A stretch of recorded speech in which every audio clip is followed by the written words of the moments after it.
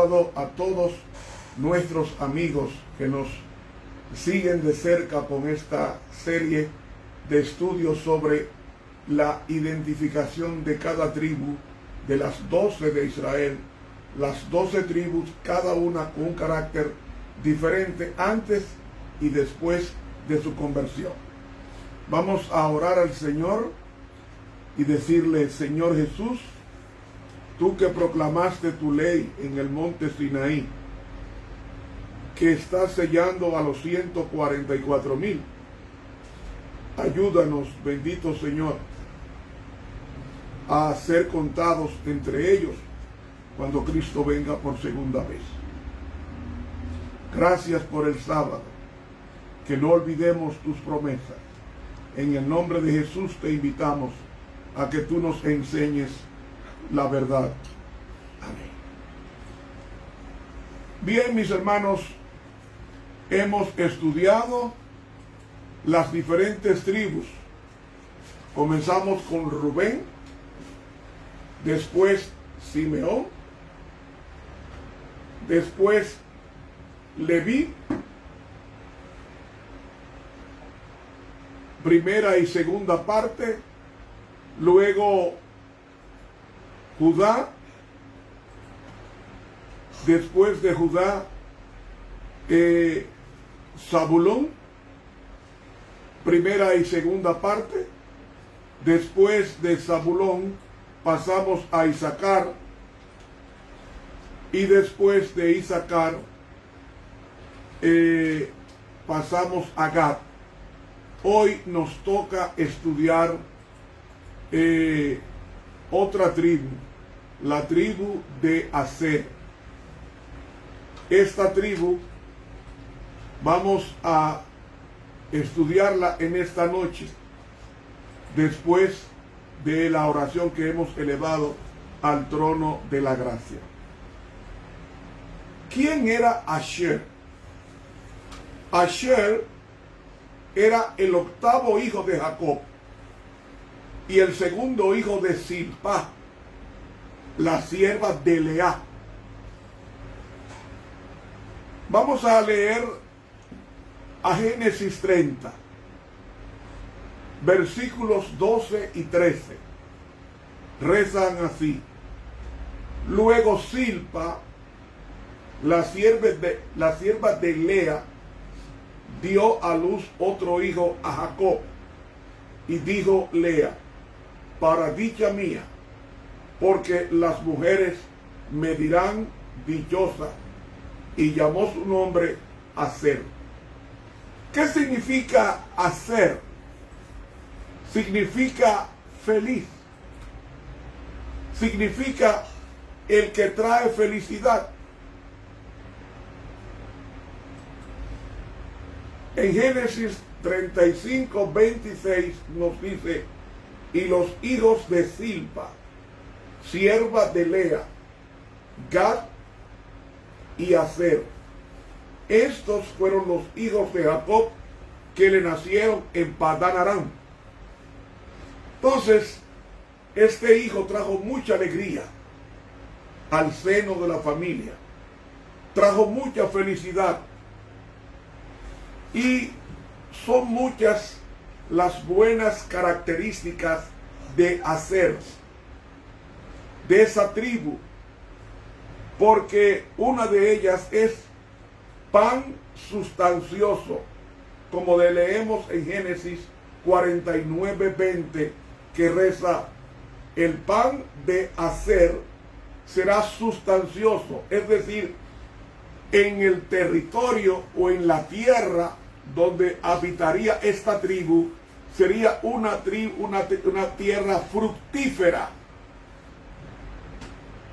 Tan abundante los alimentos que dice que el pan de Aser será sustancioso. Sustancioso, sustantivo, de buen gusto, de calidad.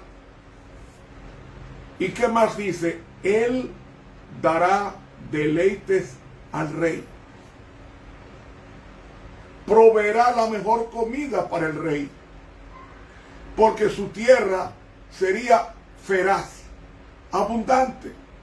con múltiples bendiciones en la reproducción de los alimentos para la tribu y para el rey. Pero también esta tribu sería defensora de la justicia. Defensora de la justicia. ¿Y cómo nosotros vamos a identificar? Leemos en Deuteronomio, el capítulo 27 y el versículo 13, cómo era la tribu de Aser. Dice, y estos estarán sobre el monte Ebal para pronunciar la maldición.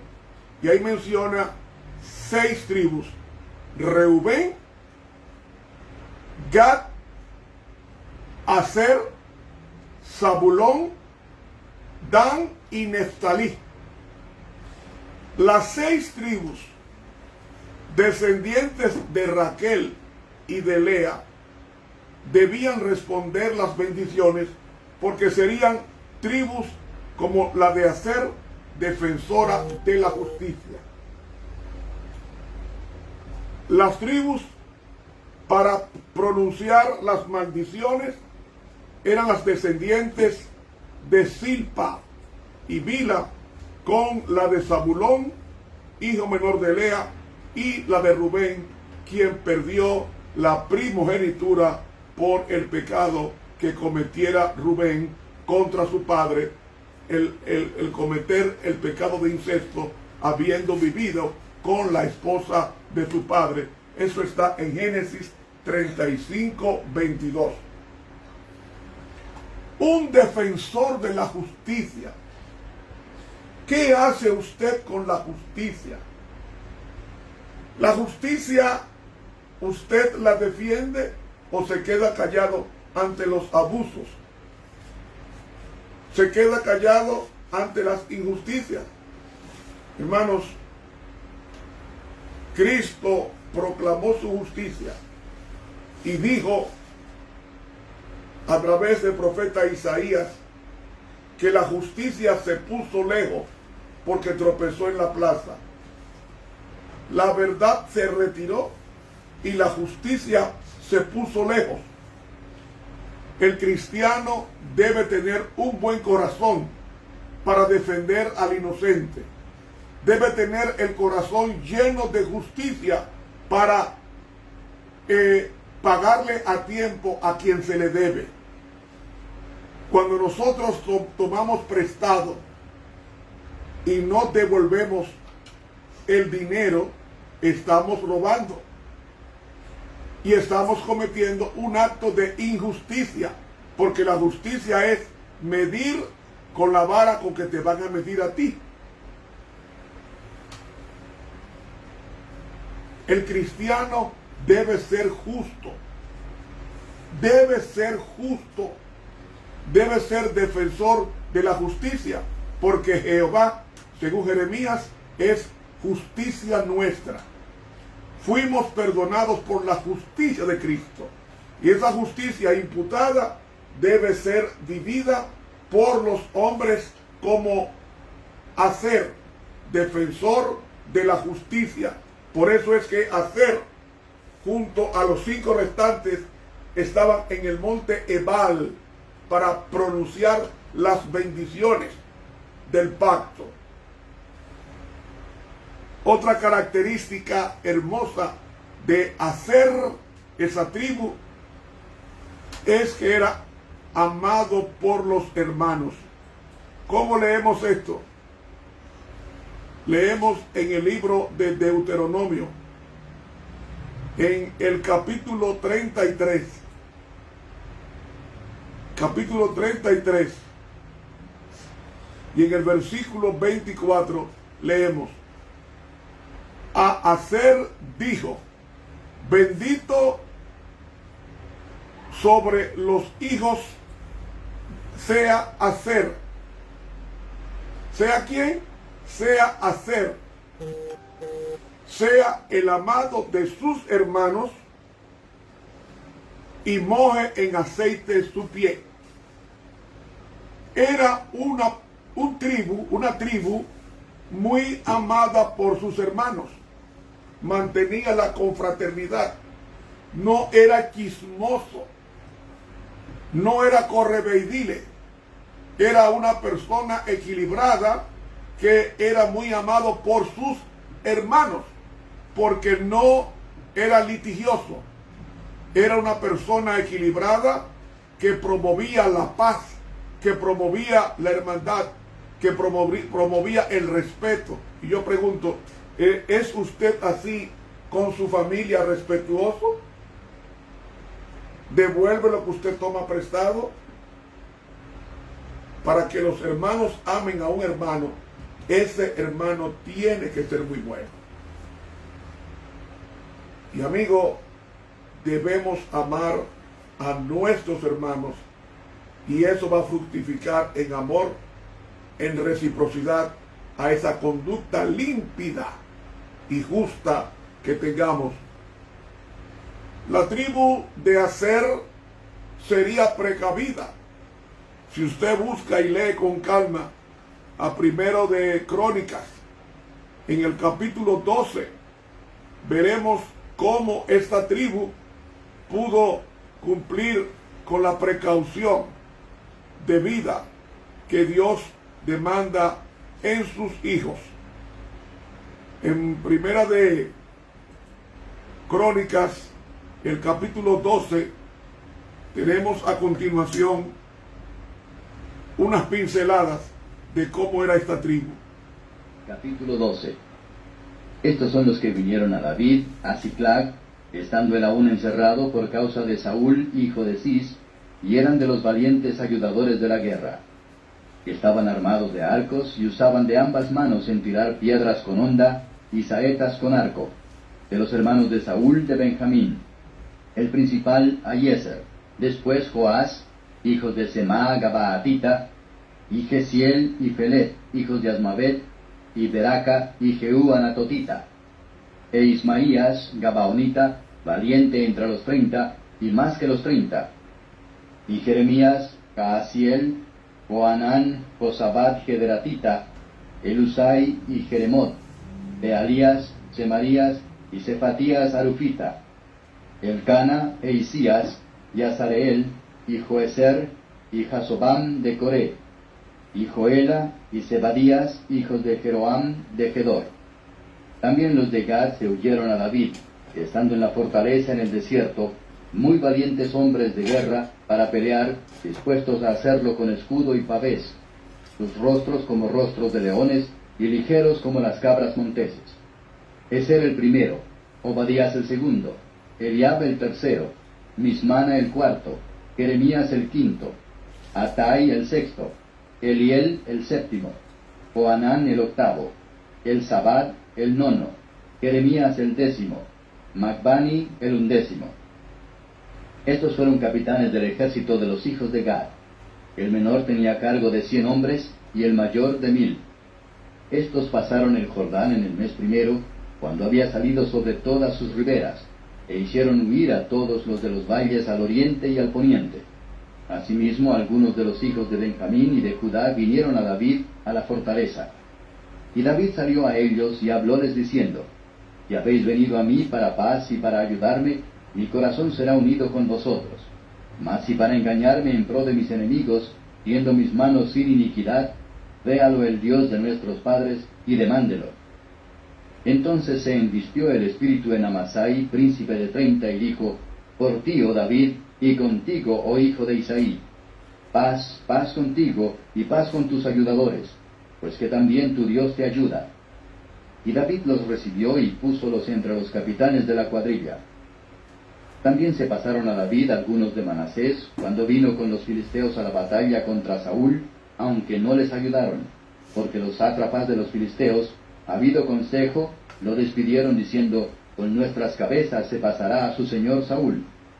Así que viniendo él a Ziclag, se pasaron a él de los de Manasés, Adnas, Josabad, Ediaiel, Micael, Josabad, Eliú y Siletai, príncipes de millares de los de Manasés. Estos ayudaron a David contra aquella compañía, porque todos ellos eran hombres valientes y fueron capitanes en el ejército.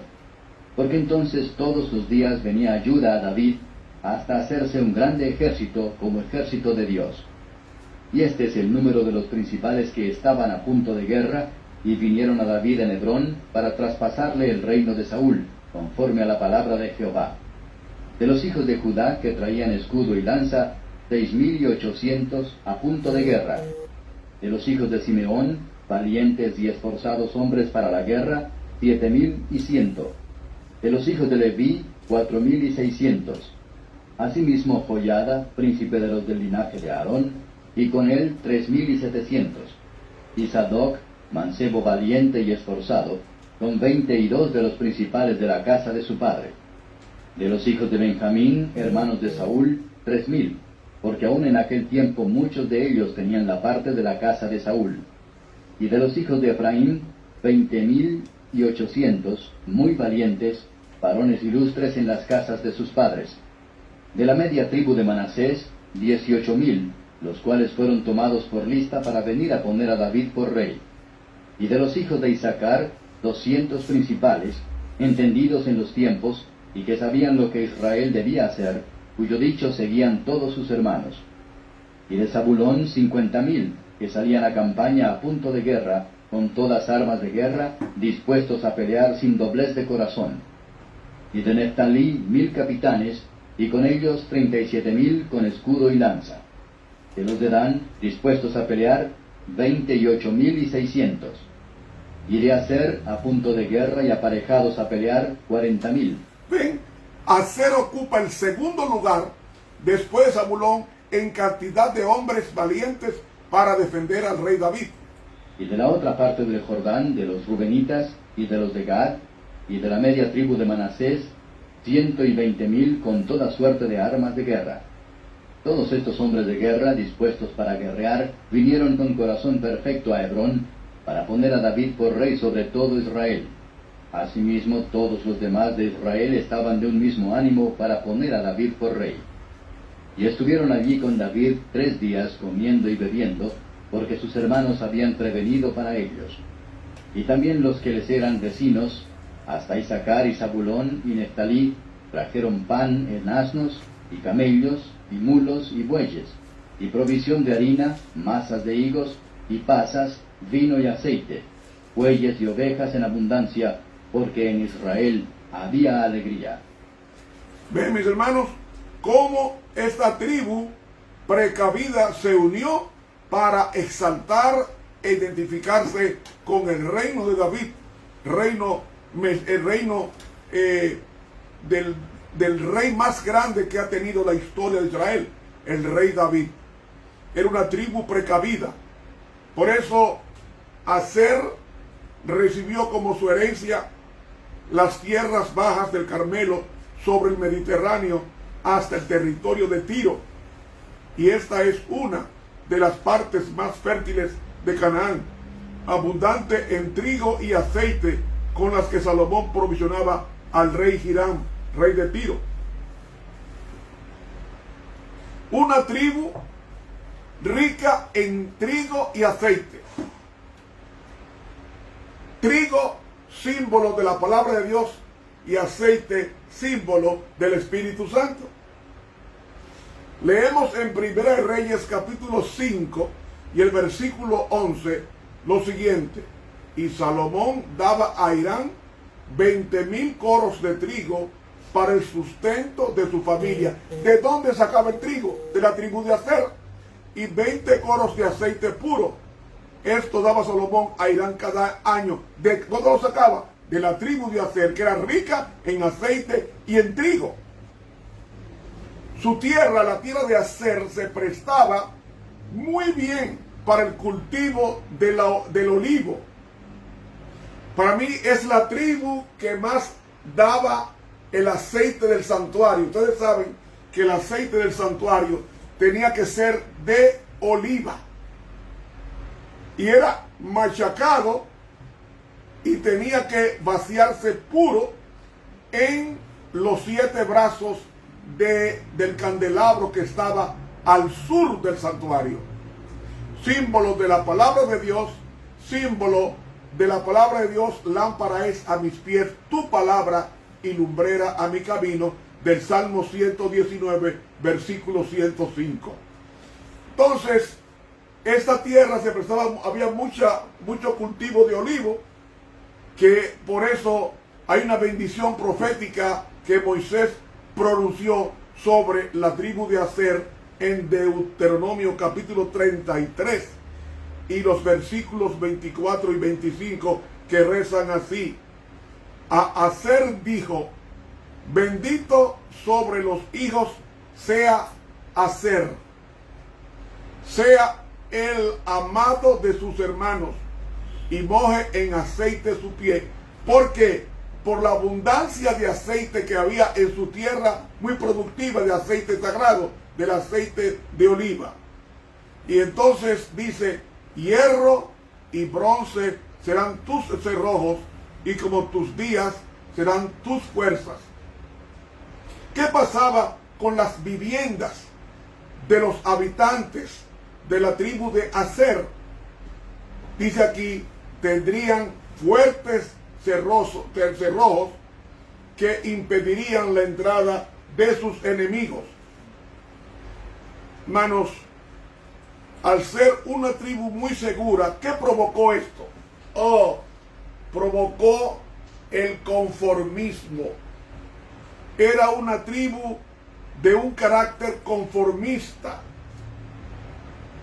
un carácter displicente, un carácter que, como tenía sus puertas bien aseguradas, se descuidaba y nunca expulsó a los habitantes de Tiro, ni de Sidón, ni las ciudades cananeas y fenicias, habiendo Dios instruido para que los echara. Leemos en el libro de los Jueces, el capítulo 1, en Jueces, el capítulo 1 y el versículo 32, nos dice la palabra de Dios: tampoco Aser arrojó a los que habitaban en Aco, ni a los que habitaban en Sidón, en Aclab, en Axib, en Elba, en Afec y en Rehob, y moró Aser entre los cananeos que habitaban en la tierra, porque nunca los arrojó. ¿Qué podemos ver entonces? En vez de echar a estos enemigos del pueblo de Dios, ¿qué hacía? Se conformó, no los arrojó. Y esa es la característica negativa de esta tribu. En el libro El Evangelismo, en la página 110, la pluma inspirada registra con relación a los predicadores. Dice: se necesita decoro en la plataforma. Un ministro del Evangelio no debe ser descuidado en su actitud. Y aquí me detengo. Hay que vestir en forma sencilla, pero con los colores bien combinados, de gusto refinado. Si ustedes buscan al sumo sacerdote del templo, va a encontrar que tiene una vestimenta con colores que armonizaban con la investidura y también con el oficio que representaba esa vestidura. Ellos no se vestían de amarillo con rojo, no señor. Eran colores delicados, colores que asentara a su profesión. Dice aquí: un ministro del Evangelio no debe ser descuidado en su actitud, bien peinado, con su rostro limpio, con sus uñas limpias, con su traje y su corbata limpio, su camisa impecable, porque es representante de la impecabilidad que es Dios. debe vestir con sus zapatos bien lustrados para presentar la palabra, porque es un ministro de representación del Altísimo. Y dice ella, si es el representante de Cristo, su conducta, su actitud, sus gestos deben ser de tal carácter que no disgusten al espectador. Hay que saber combinar colores. Yo no puedo ponerme este saco que es marrón, o esta ropa que es marrón, ponérmela con una camisa azul añil. Imposible. Tiene que ser colores en proporción próximo al color del saco. Igualmente la corbata. A esta ropa yo no le puedo poner una corbata azul ni roja. No. Tiene que ser una corbata crema con marrón, para que combine entre el color de la camisa y el color del saco o del traje.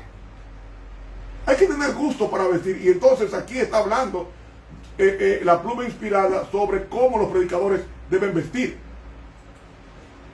Y dice, los pastores deben poseer refinamiento, predicar con gracia, ni muy rápido ni muy lento, al punto. Deben descartar todas las maneras, actitudes y gestos toscos, y deben estimularse a adoptar la humilde dignidad del porte.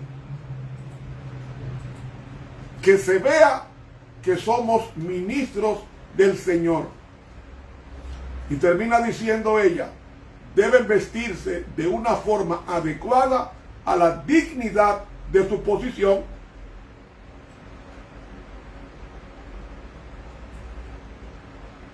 Usted no puede vestir, como dice uno vulgarmente, a los jevitos. No, tiene que vestir como un ministro del Señor si es que usted está predicando la palabra del Señor.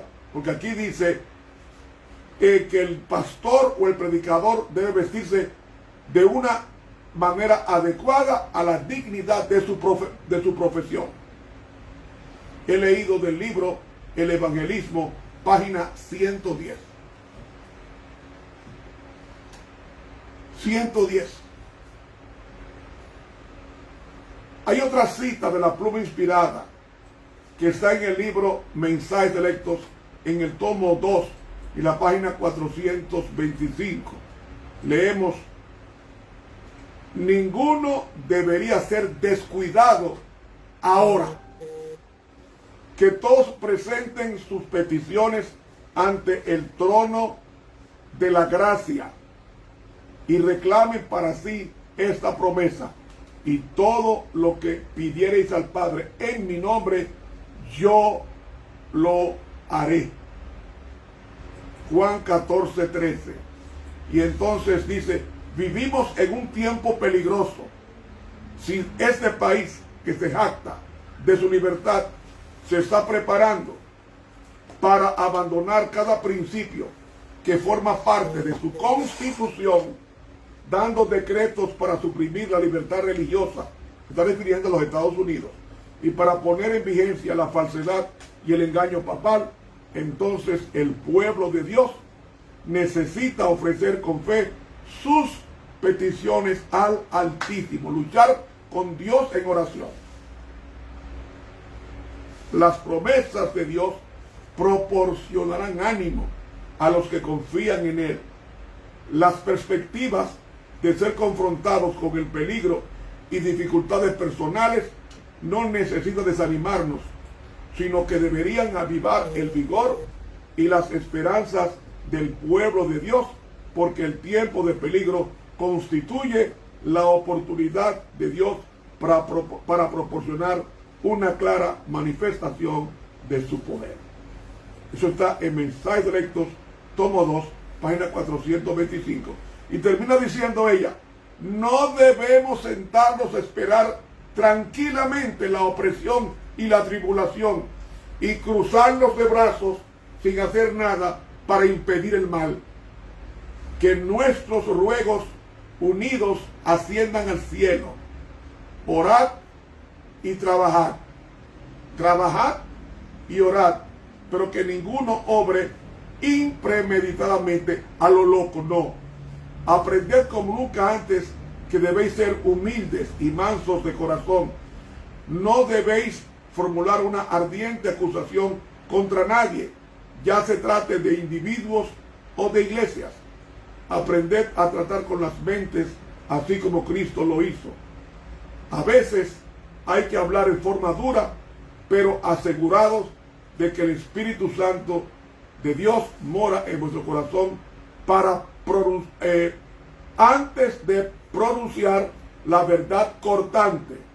Después, dejad de eso que se abra paso cortando. No sois vosotros los que debéis cortar. Aún para decir o hacer una reprensión hay que tener cuidado de que el Espíritu Santo guíe nuestras palabras. Hermanos, uno de los personajes bíblicos que perteneció a la tribu de Aser es la profetisa Ana.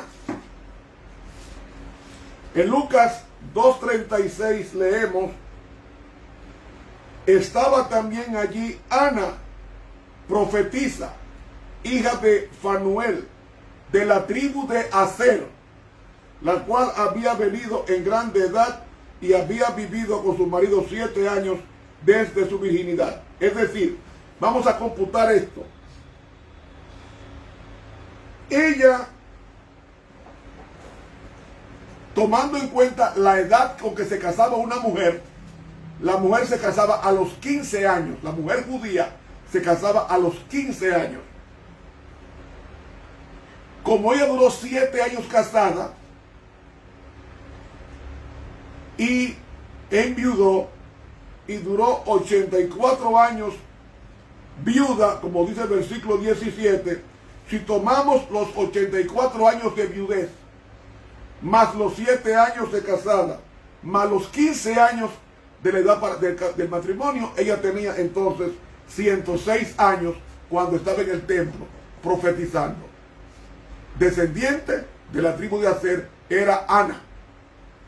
Y amigo y hermano, esta mujer fue quien reconoció al bebé Jesús como redentor de la humanidad, cuando dijo en el versículo 38, y esta, sobreviniendo en la misma hora, juntamente confesaba al Señor y hablaba continuamente, así que está en el griego, hablaba continuamente de Jesús a todos los que esperaban la redención de Jerusalén, no en, sino de Jerusalén.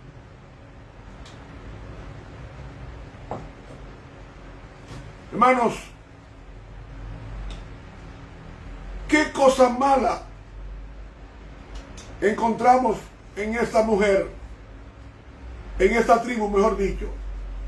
Es que esta tribu, en la lucha contra Jabín y Sísara, esta tribu no apoyó al ejército de la profetisa Débora.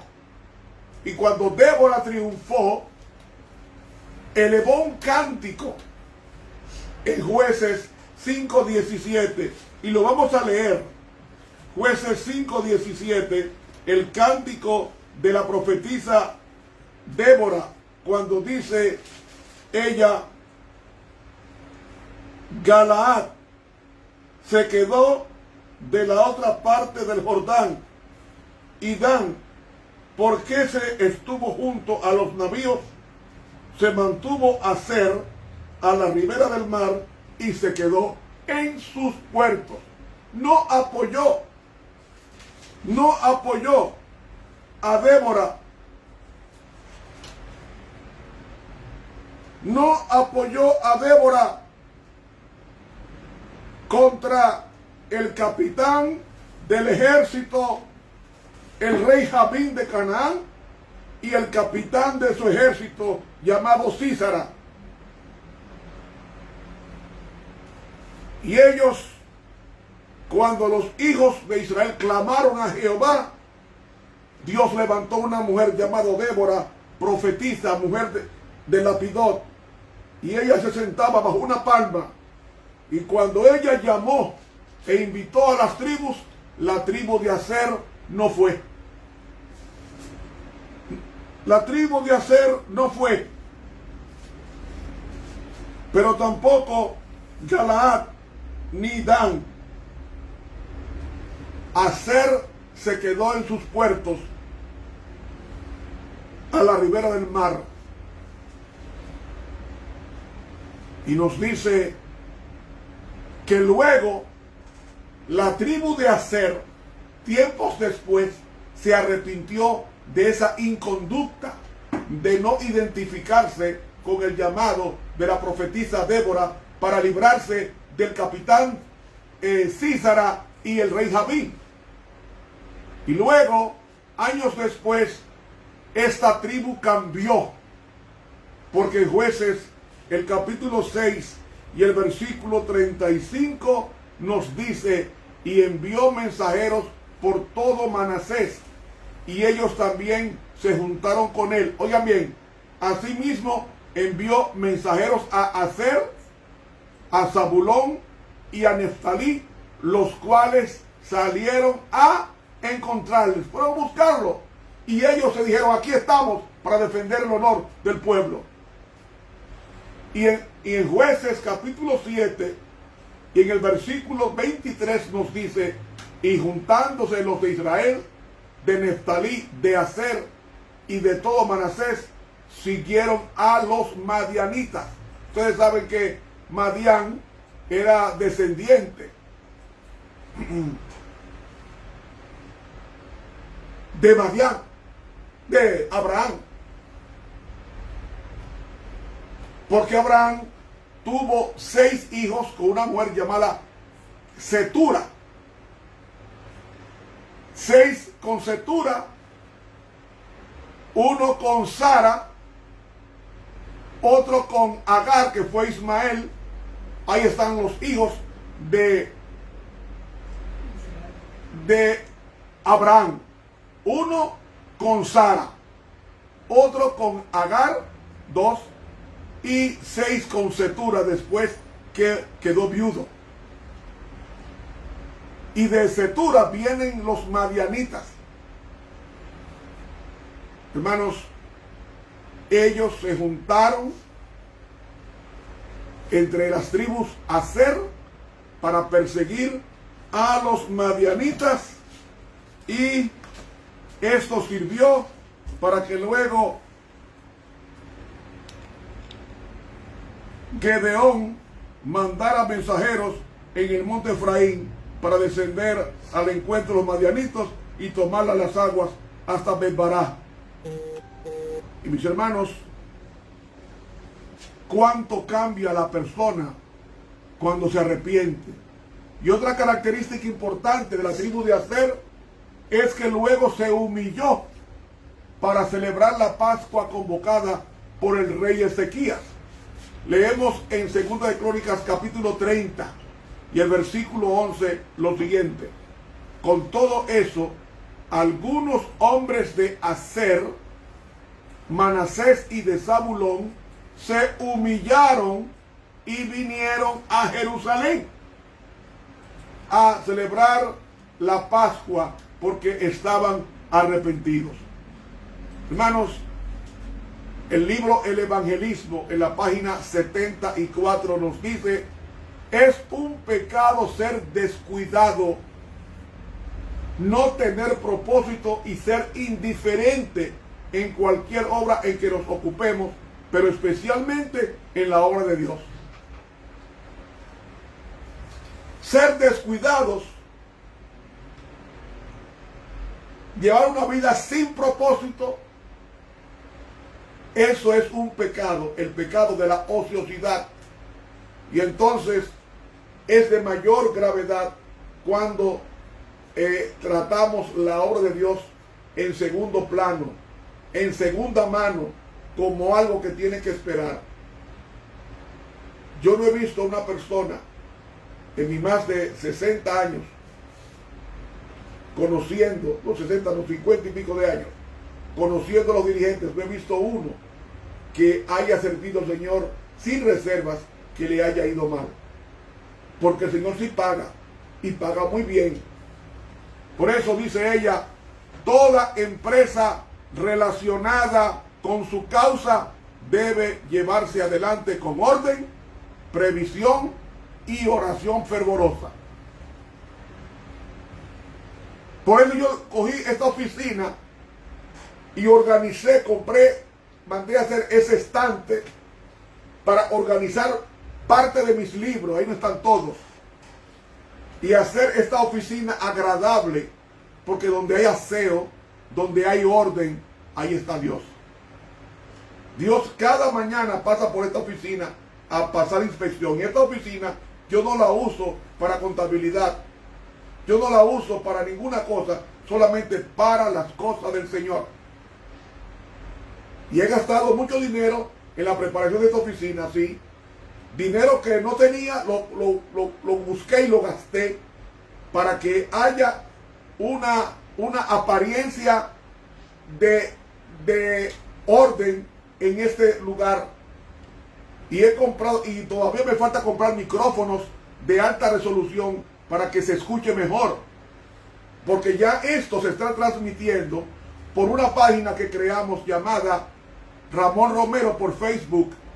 Pues Ramón Romero tiene ya una página donde muchas personas están entrando. No solamente tiene una página llamada Ramón Romero, y tiene otra página en Facebook llamada Contestando.net, que se están alimentando de los temas que yo doy a diario de escuela sabática y de los sermones que yo estoy dando por este medio. Incluso hay una página que yo pago en dólares llamada Contestando.net, que está en internet, que hay más de 3,000 sermones que he metido allí para que los hermanos entren y aprendan la palabra. Y todo eso cuesta dinero, pero el Señor está proveyendo, porque yo se lo pido a Dios y Él me lo provee. Yo no lo tengo, pero Él me lo provee. ¿Por qué? Porque el Señor, a los que quieran hacer la obra de Dios, Él le manda recursos. Y Él mandará recursos. Él mandará recursos para que esta obra continúe. Y yo no tengo que llamar a nadie para que mande un centavo. Yo no me llamo a nadie para que mande. Yo solamente hablo con Dios, el dueño de la obra. Y el Señor se encarga de buscar el dinero y traerlo. De buscar el dinero y traerlo. El internet, el pago de internet, el pago de todo, es Dios que lo tiene que proveer. Y el Señor es grande, no abandona a sus hijos. Y por eso es, si usted quiere hacer la obra de Dios bien, con aliño, con entrega, con entereza, no pensando en el dinero, sino pensando en que la obra de Dios tiene que extenderse, pues usted invierte lo que sea, porque no se pierde con Dios. Dios paga a tiempo. Hermanos, dice la sierva de Dios en el libro A fin de conocerle, en la página 320, lo siguiente. Dice ella, que cada uno, por amor de Cristo y por el bien de su propia alma, deseche la conformación con el mundo, con sus costumbres, vanidades y modas. Cuidado con los mandamientos humanos que oscurecen los santos mandamientos de Dios. Y ella agrega, el amante de los placeres siempre está insatisfecho y desea continuamente volver a la excitación del salón de baile, el teatro y las fiestas. Y termina diciendo, el tiempo que Dios nos ha dado para prepararnos para la eternidad es empleado por miles en leer novelas. ¿Y qué más dice ella? Así se pervierte el intelecto dado por Dios. Se descuida la palabra de Dios. Se privan a la mente y el alma del poder moral necesario para luchar contra las faltas y los errores, los hábitos y las prácticas que descalifican el alma para disfrutar de la presencia de Cristo aquí o en la vida futura inmortal. Hermanos, leer novelas Dice aquí que pervierte el intelecto. Y dice un escritor, mente ociosa, taller del diablo. Y sabe, mis hermanos, cuando usted lee novelas, se pervierte el intelecto y descuida la palabra de Dios. Yo he visto autores seculares de libros muy aplaudidos llamados 100 años de soledad o el general que le escribe, de diferentes autores bien aplaudidos con premio Nobel. Pero para mí el mejor libro es este, la Santa Biblia. Este es el premio, no Nobel, no, el premio divino.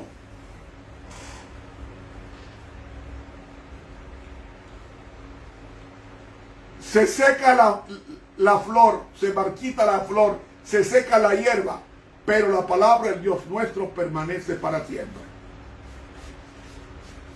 Hay que leer más Biblia porque ella, mientras la leemos, ella nos está leyendo a nosotros y nos dice dónde estamos fallando. Hay otra cita del libro El Evangelismo, página 201. Oiga lo que dice la sierva de Dios para las personas que son descuidadas, como lo era antiguamente la tribu de Aser, y luego se arrepintió y Dios la transformó. Dice aquí, la conformidad con el mundo es un pecado que está debilitando la espiritualidad de nuestro pueblo y que está impidiendo gravemente su utilidad. Es inútil proclamar el mensaje de amonestación al mundo mientras nosotros lo negamos en nuestras transacciones de la vida diaria. Conformarse con el mundo significa vivir una vida como si Cristo no viniera por ahora y si la muerte te sorprendiera hoy. Y entonces, he leído El Evangelismo, página 201. Y hay otra cita porque dicen, ¿por qué no lo menos leer tanto? No, me gusta leer muchas citas inspiradas para que vean que no son mis opiniones, sino palabra de Dios. En el libro En los lugares celestiales, página 167, la pluma inspirada nos dice lo siguiente, citamos: el corazón está dividido. La mente carnal apetece la conformidad. No le gusta matarse. La similitud con el mundo en tantas maneras que la señal de la distinción del mundo apenas puede verse. Tiene que haber una diferencia en la forma de vestir, en la forma de hablar, en la forma de comer de un cristiano y una cristiana. Dios nos ha llamado para que eduquemos al mundo y la educación se llama evangelio. Porque el evangelio te enseña cómo comer, cómo vestir, cómo hablar, cómo actuar, cómo negociar. El evangelio. Incluso los modales los refina.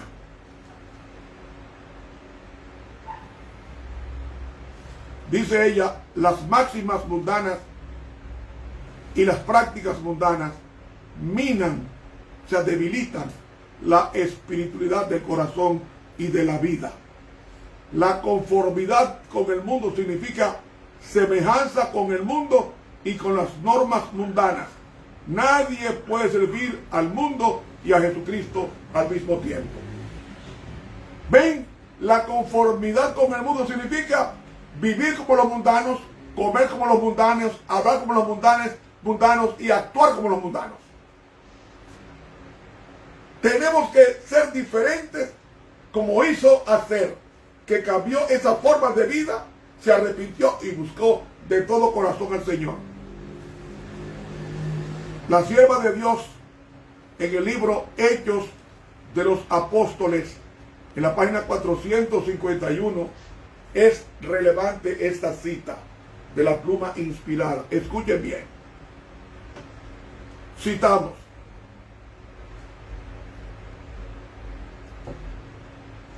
la verdadera santificación significa amor perfecto. obediencia perfecta, conformidad perfecta a la voluntad de Dios. ¿Y qué es la voluntad de Dios? Esta, la Santa Biblia. Ahí está la voluntad de Dios. Somos santificados por Dios mediante la obediencia a la verdad. ¿Y qué es la verdad?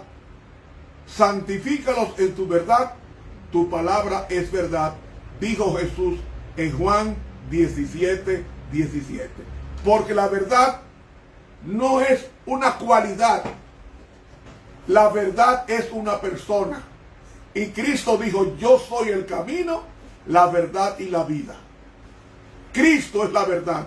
El que tiene a Cristo tiene la verdad, y la verdad va a guiar a toda la Biblia como lámpara y lumbrera al camino. Sigue diciendo ella, nuestra conciencia debe ser purificada de las obras de muerte, sirviendo al Dios vivo.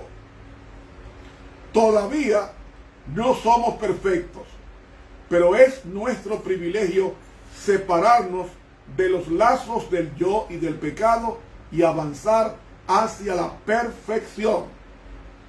Grandes responsabilidades, altos y santos fines están al alcance de todos. Nunca alcanzaremos una meta más elevada que la que nos propongamos, dice la pluma inspirada. Sigue diciendo ella, la razón por la cual muchos en este siglo no realizan mayores progresos en la vida espiritual es porque interpretan que la voluntad de Dios es precisamente lo que ellos desean hacer. Mientras siguen sus propios deseos, se hacen la ilusión de que están conformándose a la voluntad de Dios. Los tales no tienen conflictos consigo mismos. Hay otros que por un tiempo tienen éxito en su lucha contra sus propios deseos de placeres y comodidad. Son sinceros y fervorosos, pero se cansan en el prolongado esfuerzo, la muerte diaria, la incesante inquietud. La indolencia, eso era la tribu de Aser antes de arrepentirse. La indolencia parece invitarlos. La muerte al yo es desagradable. Finalmente cierran sus soñolientos ojos y caen bajo el poder de la tentación en vez de resistirla. Hechos de los Apóstoles, página 451 de la pluma inspirada.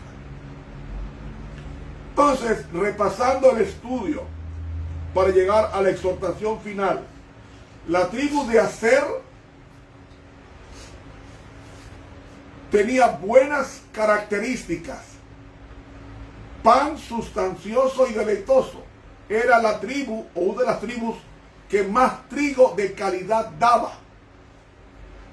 Un trigo que se podía comer sin mantequilla. El pan.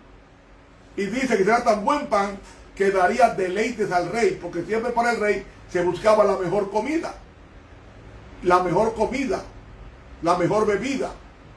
Pero la tribu de Aser era defensora de la justicia. Defendía la justicia. Por eso se ubicó entre las 6 tribus que se reunirían en el monte Ebal para bendecir, para pronunciar las bendiciones del pacto de Deuteronomio capítulo 28. Nos dice aquí Deuteronomio, el capítulo 28, en el capítulo 28 habla de las bendiciones de los obedientes, del versículo 1 hasta el versículo 14. Y luego, en el versículo 15, están las maldiciones. las maldiciones hasta el versículo 46. Entonces, el capítulo 29, Moisés hace una remembranza del Éxodo. El 30, las condiciones para restaurar a Israel. El 31, la sucesión de Josué a Moisés. Y luego la 32, Moisés dicta el cántico de Israel. En el 33, Moisés bendice a las 12 tribus. Y en el 34, Moisés sube al monte Nebo. Y allí Moisés muere. Y al morir, dice Patriarcas y Profetas en la página 510, que Moisés se acostó a reposar y quedó dormido.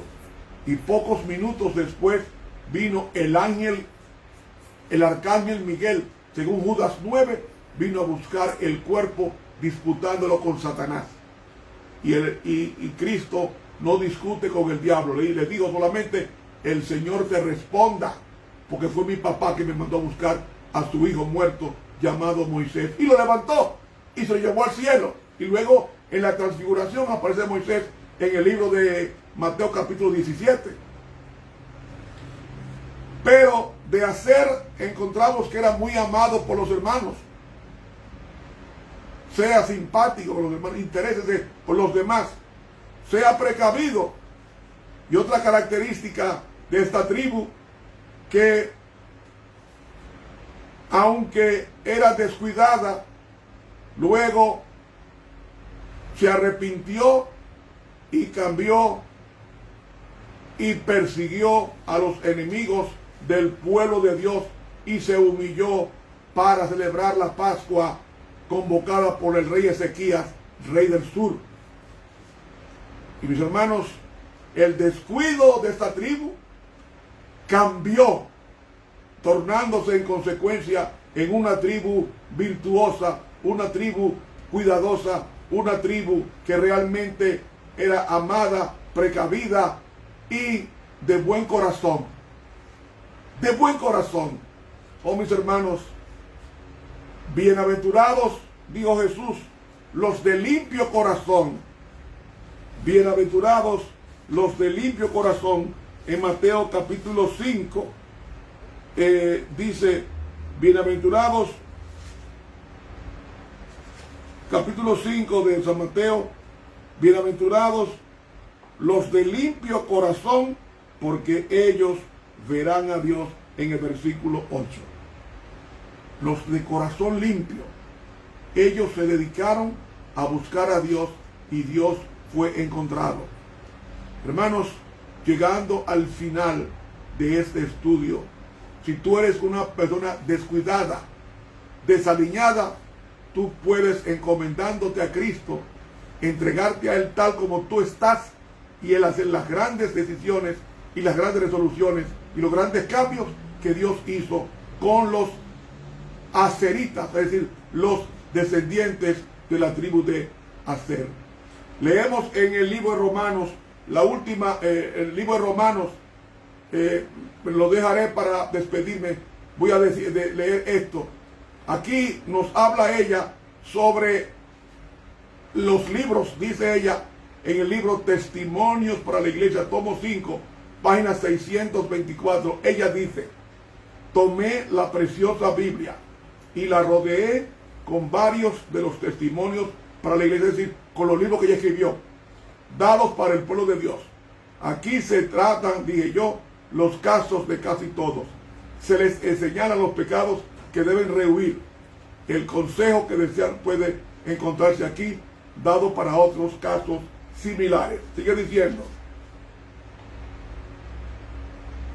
a Dios le ha agradado daros línea tras línea, precepto tras precepto, pero pocos de entre vosotros saben realmente los que contienen los testimonios, es decir, los libros que el hermano Juan escribió.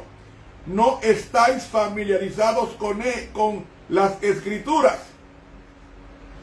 Si os hubieseis dedicado a estudiar la palabra de Dios con un deseo de alcanzar la norma de la Biblia y la perfección cristiana, no habríais necesitado los testimonios, o sea, los libros de ella. Es porque habéis descuidado el familiarizados con el libro inspirado, o sea, la Santa Biblia de Dios, por lo que Él ha tratado de alcanzaros mediante los testimonios sencillos y directos, llamando vuestra atención a las palabras de la inspiración que habéis